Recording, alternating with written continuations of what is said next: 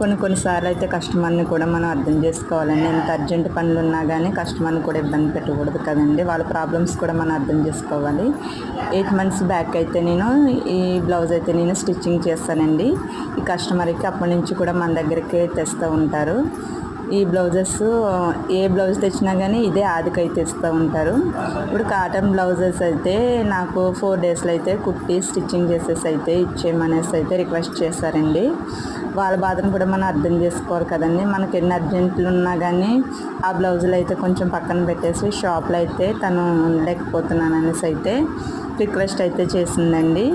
వేడికి ఈ ఎండ బాగా ఎక్కువ ఉంటుంది కదండి, అందుకు కొంచెం రిక్వెస్ట్ అయితే చేసింది. అందుకు ఇప్పుడు కటింగ్ చేసేసుకొని ఉంచితే రేపు మార్నింగ్ ఎక్కేస్తే రేపు ఈవినింగ్ కల్లా కంప్లీట్ చేసేద్దాం అనేసి అయితే కటింగ్ చేస్తున్నానండి ఇప్పుడు.